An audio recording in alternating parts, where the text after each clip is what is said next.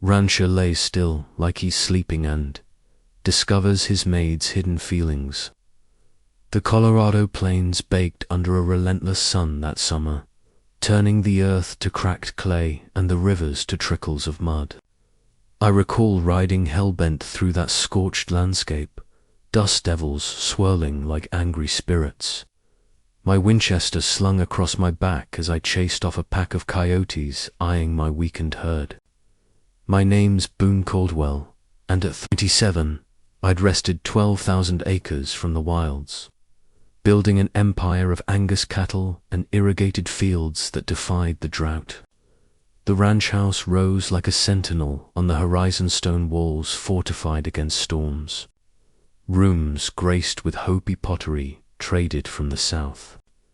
Hand-tooled leather chairs around a massive hearth, and walls lined with rifles that had seen more action than most men. But all those trappings, they were just bandages on a wound that wouldn't heal. 7 years back, a brutal range war had ripped my world apart.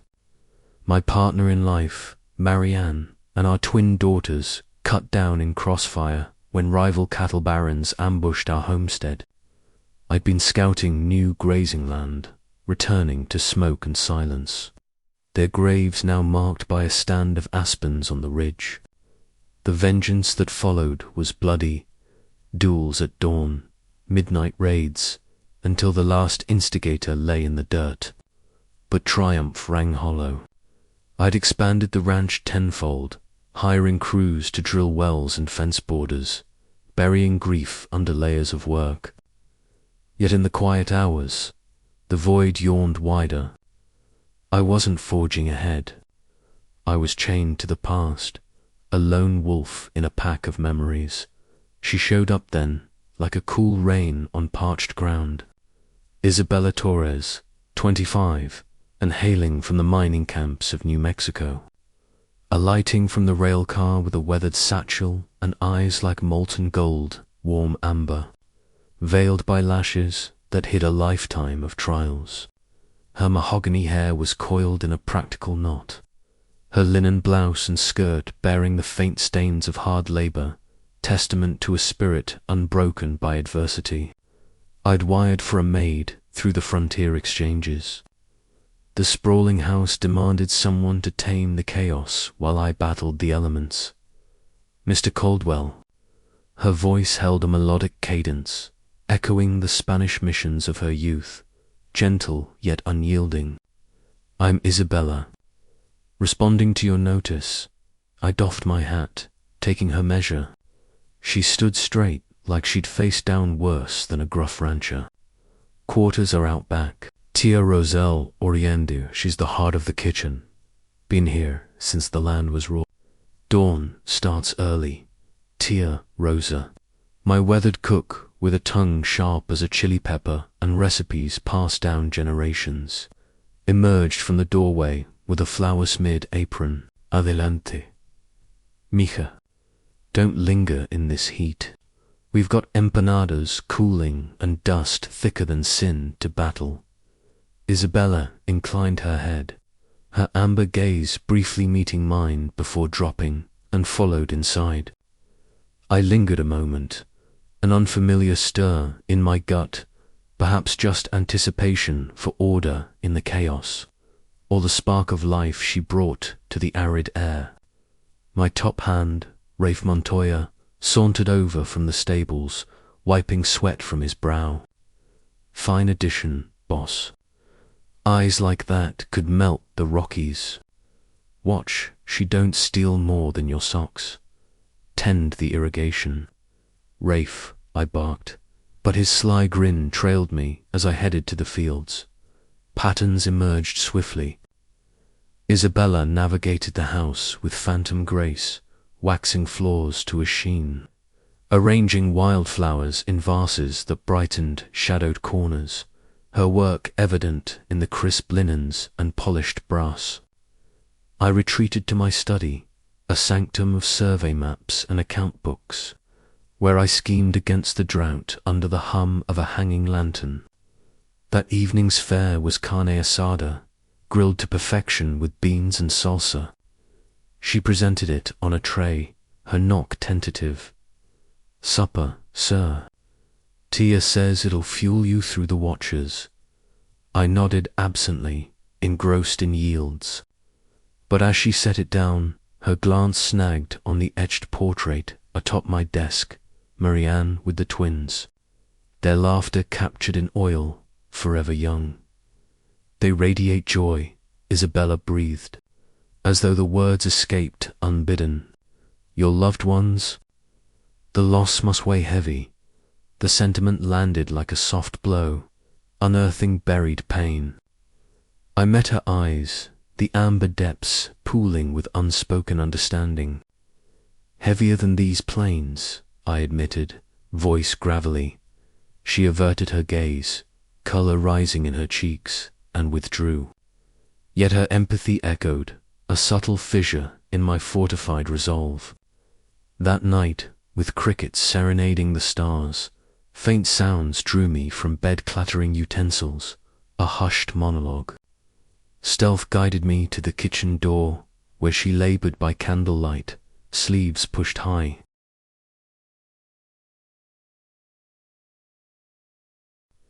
"Iron the curtains come morn," she confided to the shadows, as if scripting her survival.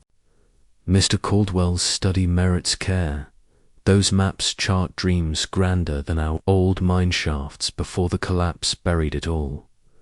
Her inflection quavered, hands gripping the sink. "No weeping, Isabella Grace. This haven beats the camps, the leers, the endless shifts. The master, he bears his scars like armor, eyes like thunderheads, brewing tempests within, tempests." It resonated to true. I retreated unseen, her revelations burrowing like roots in dry soil. She perceived the turmoil I concealed, igniting a curiosity laced with trepidation. Subsequent nights, I orchestrated a deception. Post-dinner, I'd unbutton my vest, recline in the study's wing, back by the embers, eyelids sealed in mock repose. The crew dispersed to barracks, Rafe regaling with ghost stories around the firing. Tia crooned folk tunes over her knitting. Isabella would glide in, retrieving remnants. She'd hesitate, then the tender fall of her Afghan over my form, her fingertips brushing my collar with feather-light care. "Sleep sound, burdened heart," she'd murmur, smoothing the fabric. "Striving ceaseless won't resurrect the gone. I've chased that phantom after. The cave-in claimed Pa, and the floods swept our kin. Yet you persist. Allow gentleness to seep through." She'd revive the fire, glow illuminating her features as she regarded the portrait. "Such profound affection, Mr. Caldwell. May tranquility embrace you. The isolation, it's a silent predator, but souls can revive with a spark." Her disclosures unfolded in the hushed narratives of endurance, fortitude hewn from ruin. One EV, she deposited a vial nearby, liniment concocted from yucca and mint, folk remedy. "For your aches," she intoned. The visible, and those concealed. Alone later, I massaged it in, the minty bomb alleviating tensions beyond the physical. Rafe spied the vial at breakfast, arching a brow. "Maid's brewing potions now. She's weaving spells, boss. Careful, or you'll be ensnared. Harness the teams, Rafe," I countered. But his chuckle resonated. Abruptly, peril intruded. Twilight, as I slumbered, clamor erupted from the outbuilding's poachers, targeting the prize balls. I erupted upright, seizing my shotgun, adrenaline surging. Shots pierced the dusk as I vaulted outside, crouching behind a barrel.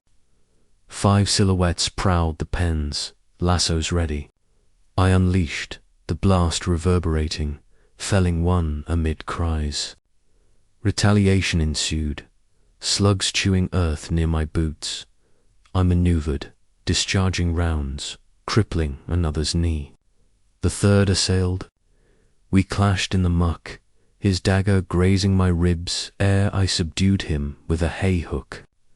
The fourth pivoted only for a rifle crack from the porch to halt him. Isabella, armament firm from the gun case, her stance unyielding. "Stand down," she commanded, shielding my flank as Rafe and the men converged. We bound them for the lawman, the air thick with gunpowder. As Tia tended my wound, Isabella's fingers steadied, her proximity electric. "Foolhardy risk," she chided gently. "Likewise," I responded, our stares entwining, a undercurrent igniting. The intrigue deepened. Those intruders weren't drifters, mercenaries, dispatched by Elias Thorne, a covetous adjacent landowner craving my aquifers. Rumors of tampering swelled, contaminated troughs, ailing stock, severed wires. I galloped to Thorne's domain, accusations igniting a melee, escalating to pistols. Projectiles sang. I evaded behind a cart, my peacemaker replying, clipping his arm till he retreated. Yet evidence hinted at an insider who betrayed from within. The doubt tugged relentlessly, eroding faith. Climax arrived with a prairie blaze, ignited by arson to raise my fields. Flames devoured the horizon. I mobilized, bucketing water amid choking smoke. The inferno trapped me, heat singeing as beams crumbled. Isabella materialized through the haze, on horseback with a wet blanket draping it over me and hauling me clear. Coughing on safe ground, we clung, her concealed emotions unveiled in her fervent hold. "You're preserved," she sobbed, barriers crumbling at the ranch. As fatigue felled her delirium from smoke, I bore her to repose, epiphanies cascading. Her vesperal utterances, her valor, they'd bared her soul, awakening mine. The healer arrived. Repose restored her. In convalescence, I avowed by her side, "Isabella, your essence, your sentiments, they've revived me." Her palm in mine, she beamed. "And you've bestowed sanctuary, boon." We exchanged vows beneath the aspens, scorning murmurs, our romance flourishing amid the plains evidence that veiled affections can kindle eternal flames.